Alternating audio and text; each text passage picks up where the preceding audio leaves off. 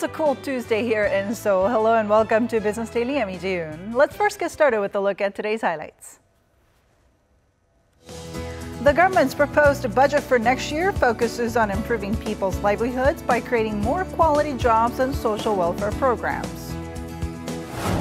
What impact will Samsung heir Lee Jae-yong's prison sentence have on Samsung Group as well as the Korean economy as a whole? We'll sit down with an expert to talk about this.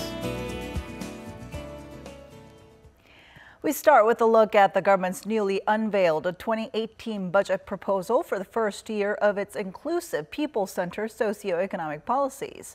The budget is aiming for a huge increase in welfare spending, taking up 1/3 of all expenditures for next year. Our Oh Soo-young starts us off.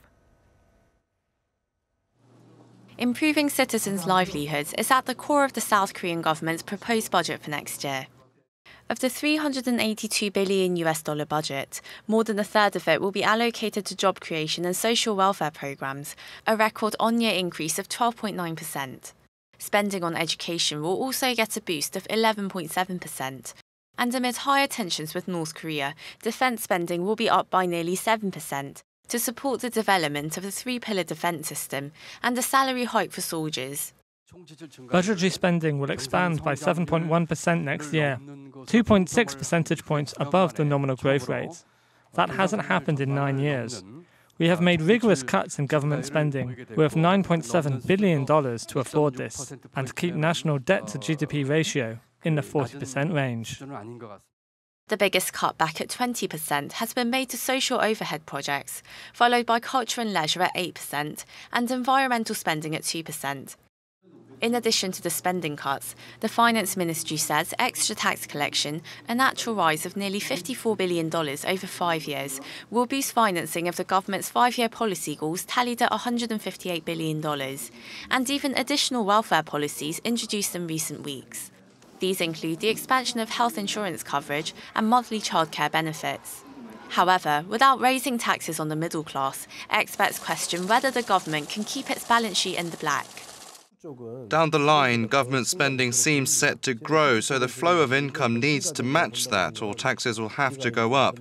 But the government has already proposed a tax hike for high-income earners and conglomerates. According to 2015 figures, there's room for a general rise in taxes for all citizens, as Korea's tax-to-GDP ratio is 25.3%, some 9 points below the OECD average of 34.4%. Instead of kicking the can down the road, experts say the government must first establish the appropriate level of welfare coverage and seek societal consensus on working towards it by steadily raising taxes. Oh Soo-young, Business Daily. And President Moon Jae-in is holding further meetings with a number of government bodies today as part of a marathon 8-day briefing session. The Ministry of Trade, Industry and Energy, the Ministry of Environment, and the Ministry of Land, Infrastructure and Transport are outlining their policy goals to President Moon. The briefings are likely to focus on the ongoing talks regarding possible amendments to the Korea-US Free Trade Agreement, as well as an assessment of the government's latest real estate measures. President Moon's briefings with all 22 major government agencies began last Tuesday and will run until the end of this month. Public health insurance premiums are set to rise as the government looks to ensure mid- and long-term stability of its healthcare system. Earlier today, the Ministry of Health and Welfare hiked its insurance premiums to 6.24% of average wages, compared to the previous 6.12%. As a result, workers enrolled in employee health benefits will pay an extra $1.75 per month, while local subscribers will pay $1.65 more per household. This coincides with the National Health Insurance Service agreeing to an average 2.28% increase in payments to service providers.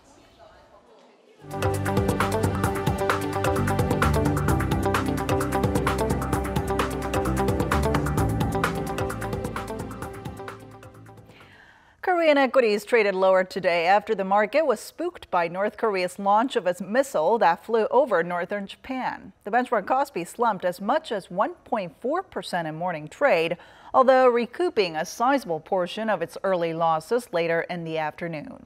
The main bourse was further weighed by foreign selling, with offshore investors dumping a net $236.7 million worth of shares. The price of gold, on the other hand, surged, trading at around $42 per gram, up 1.8% from the previous day.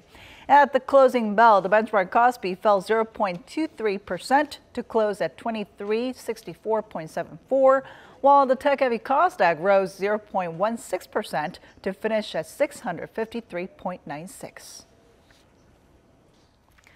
The Bank of Korea held an emergency meeting on Tuesday to assess the market effects of North Korea's latest missile launch. The meeting focused on the impact of geopolitical tensions on financial markets both here at home and abroad, although exact details have not been disclosed yet.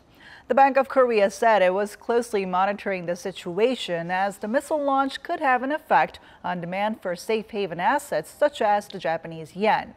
Earlier this month, BOK Governor Lee Ju-yeol said North Korea's nuclear threats will not be a one-off event and that it was crucial to maintain vigilance. Despite the market correction we've seen in recent weeks, some analysts remain optimistic that the Kospi still has room to grow in the second half of the year. Our Eunice Kim tells us why. The Kospi up 18%, the Kosdaq up 6% year to date. The report card of Korea's two main bourses in the first half earned them the moniker best performing market, as the main index hit fresh highs day after trading day. Then came the summer months of the second half. The mood among investors turned from caution to risk aversion as the war of words heightened between North Korea and U.S. President Donald Trump. But despite the geopolitical uncertainty, some analysts still see growth in the remainder of the year. Fundamentally, stock prices reflect a company's value. So if their value rises by 30 or 40%, in the big picture, the market will improve. We're projecting the Kospi to reach the 2,600 level this year, possibly 3,000 by next year. The first reason for the optimistic view is the earnings performance of listed companies. Led by technology firms, Hana Financial Investment forecasts net profit of Kospi-listed companies will reach $125 billion this year and $137 billion the next, representing a gain of some 50 to 60% from 2016. The rollout of the so-called Stewardship Code, which aims to encourage responsible transactions by institutional investors, including the National Pension Service, is expected to enhance shareholder returns and support the sustainable growth of capital markets. Externally, the gradual recovery of the global economy is also a positive. In particular, the U.S. economy, which has a substantial effect on domestic conditions, has been registering steady growth in both job creation and real household consumption, firmly on its way to 2% growth. We have a very favorable view, as the IMF recently raised its growth outlook for emerging economies. So we conclude the economic recovery trends in developed and emerging economies are likely to continue. Nonetheless, there are headwinds. Foreign investors' heavy focus on tech firms, including Samsung Electronics, could lead to a swift shift in sentiment toward the Korean market. The North Korea variable threatens to heat up at any given time. This as changes in the monetary policies of major states could also affect sentiment. Eunice Kim, Business Daily. Samsung Electronics has revealed its plans to invest a whopping $7 billion over the next 3 years to expand its production facility over in China. The Korean tech giant says it's aiming to boost NAND memory production at its chip plant in the central Chinese city of Xi'an. The move is part of an ambitious $18.6 billion investment plan announced by Samsung back in July, with $2.3 billion having received a final approval from the board. Samsung's record profits in the second quarter were mainly attributed to booming chip demand, with the firm accounting for nearly 40% of global sales in NAND memory chips during the cited period. Last Friday, Samsung heir Jae-yong was sentenced to 5 years in prison on charges linked to a massive corruption scandal that led to the impeachment of former President Park Geun-hye. So what's next for Samsung Group as it looks toward an uncertain future? Our Kim Hae-sung has this report. The legal team representing Samsung Electronics Vice Chairman Lee Jae-yong filed an appeal on Monday against the 5-year jail term he was given by his Seoul courts last Friday. According to the Seoul Central District Court, Lee's defense team submitted a petition to appeal the 5 charges against Lee, including bribery, embezzlement, and perjury, claiming that Friday's ruling were based on a juridical error and misinterpretation of facts. This is what one of Lee's attorneys said Friday after the verdict was announced. We cannot accept the verdict. We will appeal immediately, and we are confident that in the appeal, he will be acquitted of all of his charges. The verdict could deal a heavy blow to the global reputation and long-term strategy of Samsung Group, which is comprised of around 60 subsidiaries and with sales equivalent to about a fifth of Korea's GDP. But there hasn't been a major change in Samsung's leadership yet. In a Monday statement, Samsung Electronics said the 49-year-old Lee will remain a member of the company's board of directors unless there is a final determination of guilt. Samsung Electronics chief executive Kwon Oh-hyun also asked employees to rally around the company, saying the management will lead the way to overcome the crisis. Under Korean law, Lee can be held in detention for up to 4 months while a court considers his appeal. The first hearing on Lee's appeal is expected to take place in September. Kim Hae-sung, Business Daily. And to give us more insight on this, Professor Yang Jun-seok from the Catholic University of Korea joins us in the studio today. So good to see you. Happy to be here. So many experts are predicting no major disruptions to Samsung's day-to-day operations over the short term, but obviously Lee's prison sentence is going to put a lot of pressure on the group, especially at a time when its Chinese rivals are quickly catching up in the fields of smartphone and displays technology. So what are some of the issues that Samsung Group needs to address internally? Okay, well, first of all, we need to see what kind of decision was Lee responsible for. Now, Lee is fairly new running the Samsung Group, so there's every chance that he didn't really have a lot to do with day-to-day operations, and even with long-term strategic visions. Probably the existing top management did a lot to help him. Okay. Because he's so new, because he's inexperienced, chances are perhaps the Samsung Group will not miss him as much. And then in addition, we have sort of a similar case with Samsung, where the SK Group, the chairman of the SK Group was sentenced for 6 years in prison, and he spent nearly 2 years in prison, but he did manage to make the major decisions while he was in prison. So I think what they need to do is to put together a professional management team that can carry out day-to-day jobs and report to Lee on relevant facts and recommend good decisions for him to okay on. And I think Samsung can get that type of a team together. They have very good reputation for hiring good managers. Now, global credit ratings agencies kept their ratings steady for Samsung, saying that there will be no immediate negative impact of this court's ruling on Samsung in the short term. But could we see some negative side effects appear in the long term? Okay, I think you have to separate the domestic reaction with the foreign reaction. If you look at the foreign reaction, when Lee was arrested and Lee was sentenced, it really didn't affect the stock prices very much. Now, in the short term, that is because their semiconductor division is doing so well. But even in the longer term, unless you happen to be a company that has a CEO providing really solid vision, like, say, Steve Jobs and Apple or Elon Musk and Tesla, I don't think they really care who's running the company as long as the management is capable. So as long as the Samsung gets a capable team together, I don't think foreign investors who own about 50% or a bit more of the Samsung Electronics stock will really care that much about who's actually running the company, especially given given that this has happened in Korea before. For example, the SK example I mentioned earlier. Now, domestically, I think we rely more on Chaebol family. Chaebol family, whether the Chaebol family seems to be doing well or worse, does seem to affect how people perceive the company. So I think it's more up to the domestic reaction than the foreign reaction. If the domestic reaction is bad enough and the stock prices really become unstable, that could affect foreign investors. But I think the direction will be how are the domestic investors affected, and then we'll see if foreign investors are worried about it. In fact, I think even foreign investors perhaps may like how this is going on.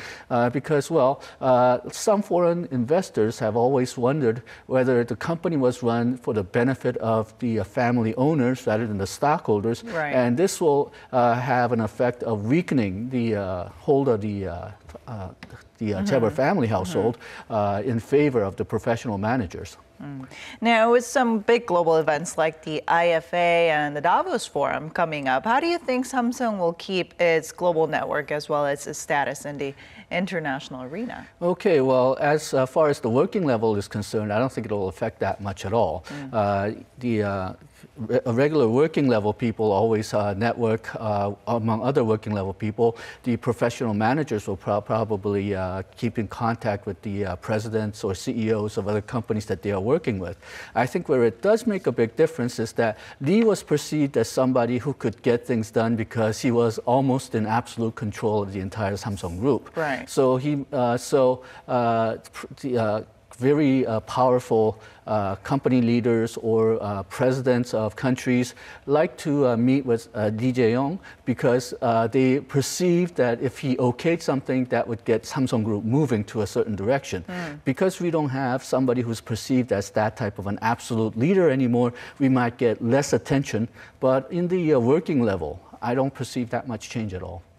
Now, I know we mentioned this earlier, but China is increasingly flexing its muscle in smartphone and television business. And with Samsung without its leader now, there are concerns that this leadership vacuum at Samsung could result in a weakening core competitiveness. So what are your thoughts on this? Okay, well, problem is we don't know Lee Jae-yong all that well. He has not been in charge of Samsung for a long time, and he's still fairly young. He's still in his early 40s. So we don't know if he would have given the company sort of a vision that Lee Gun-hee, his father, was supposed to have. Lee Gun-hee said famously that the company should change everything. You should change everything except your wife and your children. And I think that's crucial. That was crucial for Samsung to adapt into 1990s and 2000s. Something that another famous example that people keep bringing up is the case of Nokia and Finland. The reason that Nokia was not able to keep up was because they didn't want to give up their existing cell phone division in favor of smartphone division. And Lee Gun-hee pushed things into new territories, even when it caused problems with the old goods that Samsung used to make. Now, Lee Jae-yong, we don't know if he was that strong enough. So I'm not sure if, because he's so unproven, I'm not sure if this will affect it one way or the other. He just doesn't have a track record to show that he had perhaps the same vision as his father. Now, how do you think this ruling will affect the Korean economy as a whole, as well as other Korean family-run conglomerates? Okay, well, as for the economy as a whole, at least in the short run, which is about next year or so, I don't think it will affect anything very much. Samsung division, semiconductor division is just doing so well. And the smartphones are getting good reviews. So I think that'll overwhelm any kind of problems that they have with Vice Chairman Lee Jae-yong. But in the longer term, if the professional team is not very well set. If they cannot manage the group very well, if Lee isn't there, then you'll see problems. But we have no proof or even indications that the professional managers will not do a good job. As far as the Chaebol families are concerned, I think they are concerned because, government is going to crack out on them, not only for corruption, but also antitrust policies. And I think they'll have to readjust themselves. How can they work within this context where the government is pursuing more competition and less power given to Jaebols and more public scrutiny over the public, the government and Chaebol relations. Right. All right. Well, for now, we'll keep our eyes on where Samsung goes from here on out. Thank you so much for coming in today. Thank you.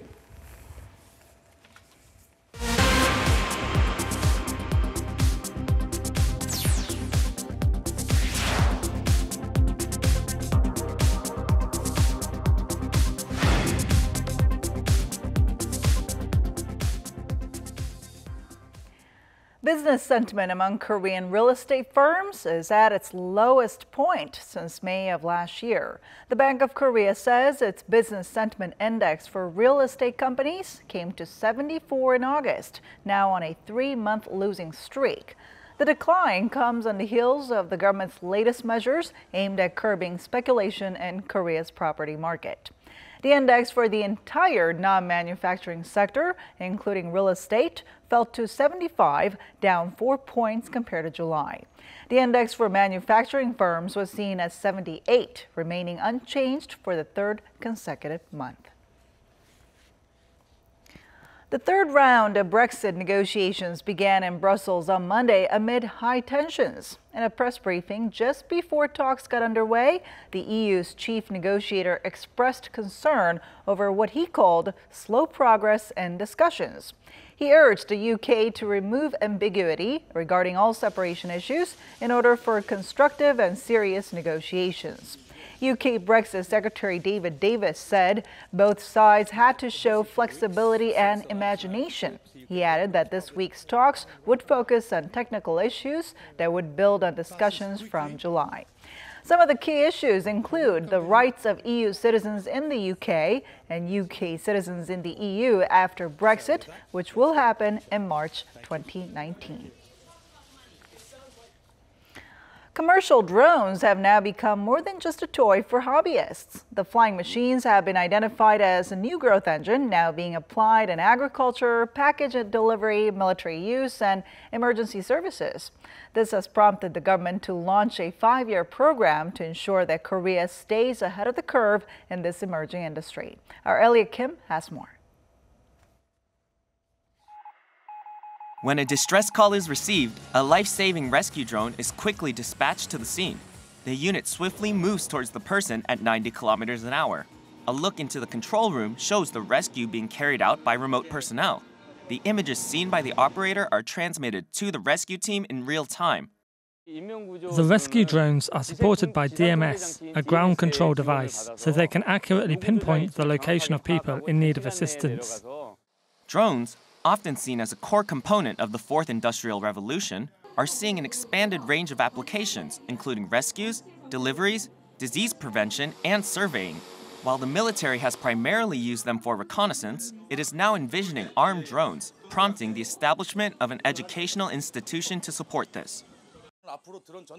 Going forward, battles will be conducted via drones. We're opening a training institute to prepare for these high-tech encounters. In fact, the drone industry is growing at a rate of 53% per year. Last year, the market was worth $1.35 billion, but it is expected to balloon to $62.2 billion by 2025. With Korea's drone technology only seen at around the 85% level compared to that of the US, the government has decided to invest some $900 million over the next 5 years to make sure the country doesn't get left behind.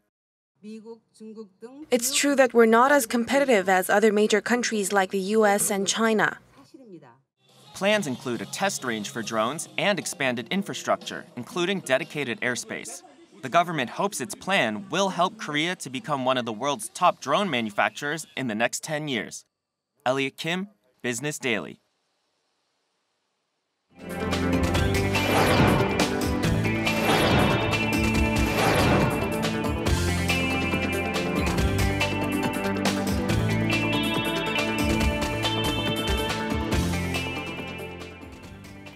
And that brings us to the end. Well, we'll be back tomorrow with more of the day's top business stories, so don't forget to tune in then. Thanks for watching, and see you soon.